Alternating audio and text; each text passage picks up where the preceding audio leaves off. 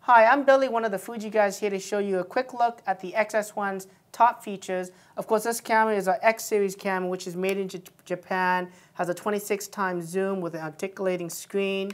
It's one of the X series cameras that actually have a long zoom to it. Let's take a look at some of the key features found on this camera. The X-S1 offers raw shooting capabilities. You push the raw button, it enables the raw file. You take the snapshot, it's going to save that raw file. You can then use the camera's raw processing to convert that to a JPEG.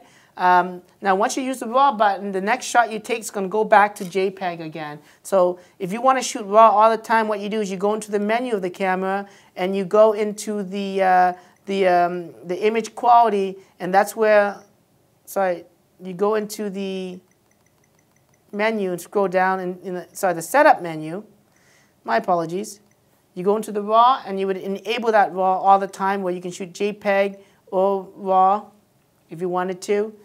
Now, if you don't want to shoot RAW, and generally Fuji's processing is quite good for this camera, and you don't necessarily have to shoot RAW, you can always leave it at JPEG and push the RAW button when you need to. Now, if I look back at that RAW image, if I wanted to convert that file, there's a RAW image right there. I push the RAW button, and it brings up the RAW conversion option there. And I can actually change things like over and underexpose the image. I can make it into a shot that's mimicking, black and white, film with maybe a red filter on that. Change the white balance. Once I'm happy with it, I push the RAW button, and it then processes that RAW file within the camera, and it tells me if I want to store that, I can do that right there. You can see great little option that's built into the camera is the RAW, in-camera RAW conversion option. Okay, so that's just a quick look at the RAW shooting on the X-S1.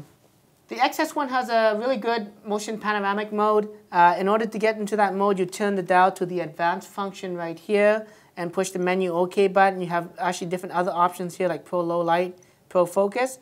I'm going to concentrate on the panoramic mode right now, so I'm going to push OK. You have the ability to shoot up to 360 degrees and also change the directions from left to right, right, left, up, down, down, up. In fact, if you actually change the direction so that it goes up and down, you can rotate the camera vertically and do the panoramic this way instead, and you actually obtain slightly higher resolution, okay? For this demo, I'm just going to use it from left to right, and I'm going to change the angle to 120 instead. It makes it a little easier for me to demo that feature. Okay, so what I do is push the button, and then just rotate the camera, and the camera should automatically stitch that scene up to me together. Quite quick. It is an X-series camera, it has very fast functionality. I push playback on that, and you can see it does a pretty good seamless panoramic image. If I want to zoom in on it, I push the zoom button, and I can pan left and right, as you can see right there. And that's just a quick look at the motion panoramic feature on the X-S1. To adjust the aperture and shutter speeds on this camera, it's pretty simple. The camera has a 9-blade aperture as well as a very fast shutter speed. To go to that, you set it to the M mode, and it allows you to adjust both the aperture and shutter speeds. As you can see right down here, the lens is an f2.8 at the wide, and at faux it becomes an f5.6, which is pretty good for this size of a lens and this length of a lens. Now to adjust the aperture, of course, you use the command dial, and by rotating that, you can go from an f2.8 to an f11, as you can see right there. Okay. If you want to change the shutter speeds on the camera, you push the plus or minus on the top, and it toggles over to the shutter speeds. I can adjust that up to, again, a very slow shutter speed, including bulb mode, and again, to a very fast shutter speeds, all the way up to 1/4000th of a second. Depending on the aperture, you may have to increase the aperture, otherwise the shutter speed's not going to be working for you here. There's a little screen on the left here. It's basically your little meter. It tells you if you're underexposed or overexposed. At the moment now, it's telling me at this shutter speed, my image should be actually underexposed. If I adjust the shutter speed now and bring it down and put the meter to around 0, I'll take the snapshot. It should give me a proper exposure. And if I do it too slow, in terms of shutter speeds, I should get a washed out image, and this is what I have. So you can actually use that meter to help you expose the scene properly if you wanted to do that. Again, for aperture and shutter priority, it's pretty simple. Just rotate this dial to adjust the shutter speeds, and the aperture will automatically be adjusted. Same thing when it's in the aperture mode, you adjust the aperture, and the shutter speeds will automatically adjust it for you. So a quick look at the manual mode on the X-S1.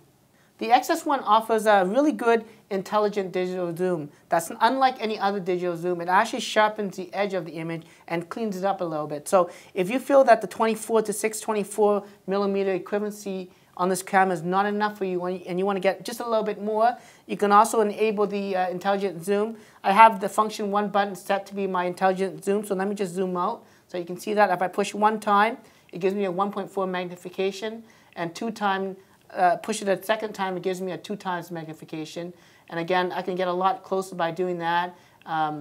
And of course, it does give me, again, a better edge sharpening than just standard digital zoom. And it actually looks really good. So if you're stuck in a spot where you can't get any closer, that's where you want to take advantage of this intelligent digital zoom option. And I've found it to be one of the best features over any of the other cameras so far in terms of the quality of that digital zoom functionality.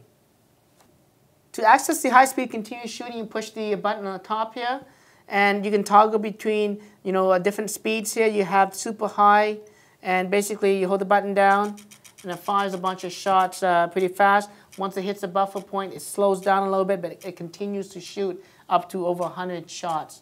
And again, you can let go, and it saves all the images. If you want to have a very fast read-write time, you want to buy a Class 6 cut or higher with a good capacity and a good brand as well. So you have less delay in regards to the read and write time of either shooting in RAW or shooting in the high-speed shooting modes. In addition to that, there's this feature called the best frame capture mode.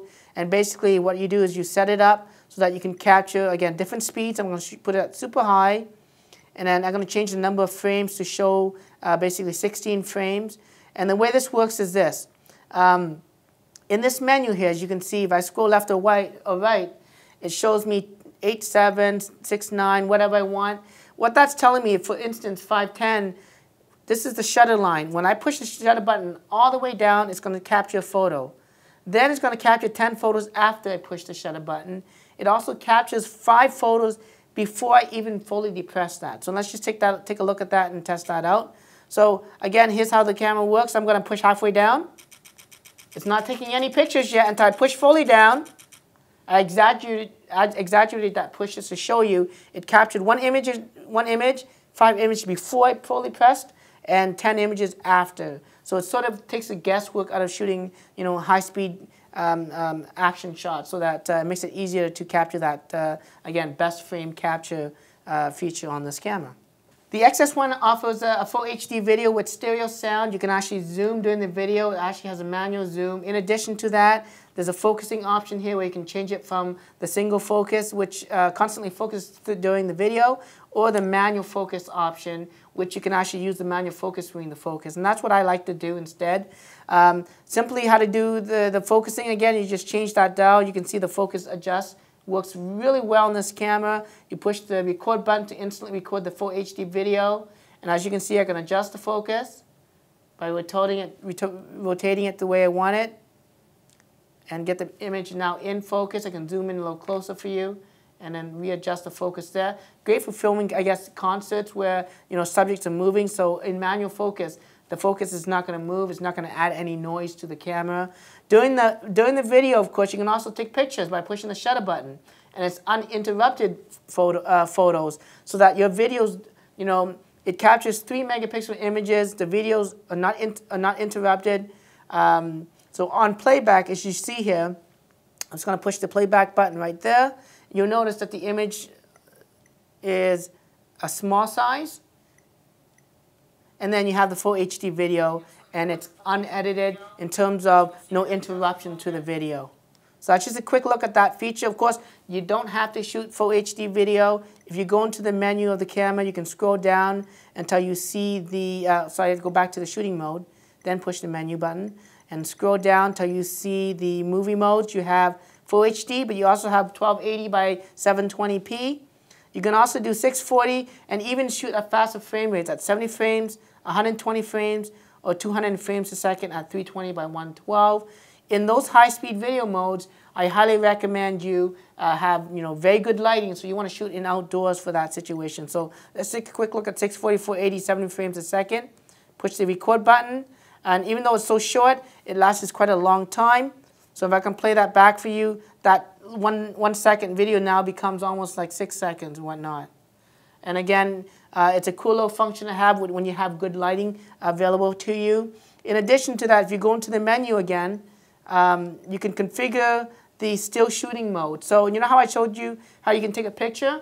If you want to get an 8 megapixel image, which you can, you want to change it to still image priority instead. However, when you film your video, there'll be a slight little interruption every time you take that photo. So generally, I like to leave it at the movie priority mode for that. A quick look at the HD video functionalities of the X-S1. In addition to all the controls and quick access buttons that you have on this camera, whether it's the RAW button or some of the exposure controls, ISO, white balance controls, you do have 2 dedicated function buttons on this camera that can be reconfigured. Just by holding down the function button for a few seconds, it brings up the configuration screens to select what you want that function button to do. You have the ability to do focus checks, enable the intelligent digital zoom function in face detection, etc., etc. I'm going to leave it on intelligent digital zoom for now. In addition to that, the other function 2 button can also be configured by holding that down for a few seconds and setting that up. And I have that set as my manual focus option, so that when I'm in manual focus on this camera, I push the function button up and it zooms in for me. Then I can actually adjust the focus using the manual focus here to see a little bit easier. So that's just a quick look at the function buttons of the X-S1. The camera's EXR sensor technology with the processor itself gives you better image quality in basically any lighting situation. The technology itself automatically adjusts between different scenes from low light, where it actually merges the pixels together to give you higher sensitivity with less noise. You also can shoot in high contrast scenes, and it automatically detects that and gives you different exposure readings for the highlights and shadows to give you a better increased dynamic range. Or it doesn't do anything and it gives you max resolution at 16 or 12 megapixels on the X-S1 here. Now, it does it automatically, but you can also configure it by going to the menu on the camera and scrolling down to the EXR mode and presetting it to whichever mode you want to shoot, whether it's high ISO, low noise, or dynamic range priority.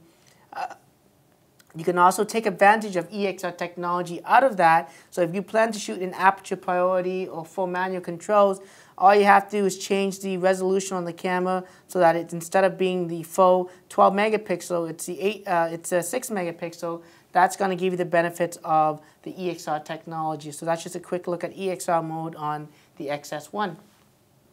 The X-S1 offers, of course, an LCD screen as well as an electronic viewfinder. There's a button beside that where you can actually toggle between the LCD or the electronic viewfinder, or also the eye sensor. So there's actually an eye sensor that when you stick your eyes to, it automatically switches between the different optical viewfinders right there. So if I can try and show you the optical viewfinder on the screen, you can see inside there, kind of, and I pull that back out for you. Now, of course, in addition to that, you can have different displays on the LCD screen and the electronic viewfinder by pushing the display button. There's also a custom display mode that can allow you to configure what you want on the screen, including this level, as you can see right here. And this is great for actually leveling my landscape so that I know that I'm shooting perfectly on the horizon itself, so that your pictures, again, will look more professional. And this can be done using the LCD screen or even on top with the electronic viewfinder as well. You can also have a custom display up there, including the electronic horizon level.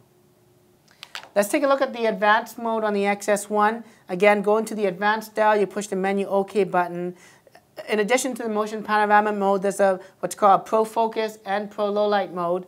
In the Pro Low Light mode, what it does is it takes multiple shots and it merges it all together, determining the areas of the images that I think it's noise and it's data, and it actually really cleans the image up. So it's one step above EXR technology on this camera. In the Pro Focus mode, if I go back into the menu, it gives you that sort of SLR look by actually defocusing the background. And how it does it, it takes multiple shots, determine what the foreground and background is, and you can configure to take 2 or 3 shots here. And I'm going to try to do 3 if I can. And you want to zoom in slightly a bit, so that the camera can give a little bit distance between the background. And it says that it's going to do 2 shots. And if you look at the image there, you see the background automatically gets blurred out a little bit in addition to the actual aperture on this camera being an f2.8. And as you can see there, it does a pretty decent job. If you look at the edges, sometimes, depending on the situation, it can blur up the edges a little bit. But in this instance here, it did a great job on the actual Pro Focus mode, and it looks somewhat like an SLR look and feel to the image. So that's just a quick look at the advanced mode on the X-S1. That was just a quick look at some of the key features found on the X-S1. Don't forget to subscribe to my videos as well as to follow me on Twitter for more information on this and other Fujifilm models. Until then, I'm Billy, one of the Fuji guys.